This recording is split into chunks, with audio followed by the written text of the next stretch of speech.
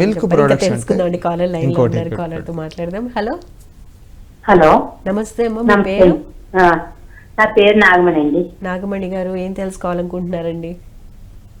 అదే కాళ్ళకి వెరికోసిన్స్ వచ్చింది.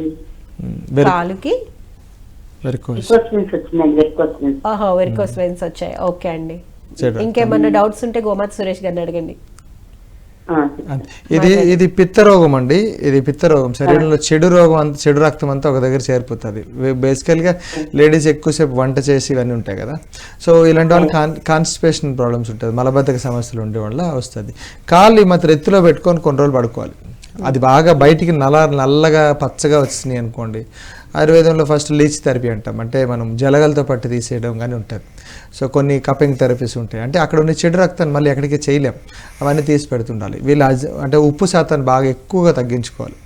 వారానికి అట్లీస్ట్ 3 రోజులైనా వాళ్ళు చప్పటి ఫుడ్ ఎక్కువ తింటుండాలి. అంటే ఉప్పులు తగ్గించేసి కానీ రెగ్యులర్గా చేస్తూ ఉండడం వల్ల, మసాజ్లు ఇవన్నీ చేసుకోవడం వల్ల చాలా వేగంగా తగ్గే ఛాన్సెస్ వీళ్ళకి ఎక్కువ ఉంటుంది. అంటే ఒకసారి అంటే ఎక్స్టర్నల్గా మనం ఈజీగా తగ్గించడానికి ఆల్రెడీ స్టాగ్నెట్ అయిపోయి ఉంటుంది వెరికోజ్ వెయిన్స్, అది జలగలతో తీసేస్తే 100% తగ్గిపోతూ ఉంటుంది.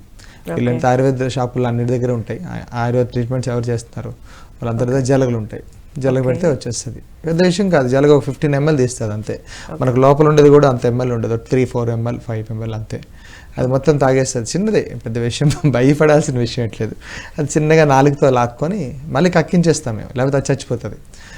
అది మామూలు మన చెరువులో దొరికే జలగలు కాదు, అవి పొడుగ్గా ఉంటాయి, నీట్గా, ఏం ఇబ్బంది పెట్టాం. సో సింపుల్ ఉంటే అవి తగ్గించేస్తుంది అంతే. రైట్ అండి. మరి పిల్లల విషయంలో చూస్తే మోకాళ్ళ నొప్పులు, నడుము నొప్పి వచ్చినప్పుడు పాలు ఉంటాం. రెండోది ఎందుకంటే 100 ml 14% ఉంటుంది, చాలా తక్కువ ఉంటుంది. 14 ml అంత ఉంటుంది అంతే. 100 రేట్ ఎంతైతే మిల్లీగ్రాములు తీసుకుంటాం, అందులో వెరీ తక్కువ శాతం మాత్రమే దాని గుంట్లో కావాల్సిన ప్రోటీన్ ఉంటుంది. సో వాళ్ళకి తినాల్సింది చిక్కీ లడ్డూలు, ఖర్జూరాలు, ఎండు ఖర్జూరాలు కానీ, అంటే డ్రై ఫ్రూట్ లడ్డూలు ఎక్కువ ఇవ్వడం కానీ. ఇప్పుడు మనకి బాగా దొరుకుతున్నాయి సాఫ్లవర్ సీడ్స్ కానీ, సన్ఫ్లవర్ సీడ్స్ కానీ వస్తున్నాయి. ఏదో క్వాలిటీ ఐటెం తీసుకోవడం, ఒక ఖర్జూరంతో మంచిగా ముద్దలా చేసుకొని అది రెగ్యులర్గా తినిపించడం. రెగ్యులర్గా ఒకటి పక్కన ఎక్స్టర్నల్గా తీస్తున్నాం, ఇంటర్నల్గా మళ్ళీ ఇస్తున్నాము. సో ఆకుకూర పప్పు ఎవ్రీ టైం ఆకుకూర పప్పులు ఉండేటట్లు పిల్లలకి ఎక్కువ ఇవ్వాలి. చిన్నప్పుడు ఏం చేస్తారంటే బెల్లం వేసిస్తారు ముద్దపప్పులో, బాగా ఉడికిన ముద్దపప్పులో బెల్లం వేసిస్తుంటారు డైరెక్ట్గా. మళ్ళీ అన్నం తినేది, ఎందుకంటే వీళ్ళు అన్నం ఎక్కువ తిన్నారనుకోండి మళ్ళీ కడుపు ఎక్కడ వచ్చేస్తుంది, ఒళ్ళు వచ్చేస్తుంది అన్ని బాధతో, లేకపోతే అలసట నిద్ర పడుకుని పోతామనే ఉద్దేశంతో పప్పులు ఎక్కువ ఇవ్వకుండా బాగా బెల్లము పంచదార వేసేసి ఇచ్చేసేవారు ఒక చిన్న పానకంలాగా.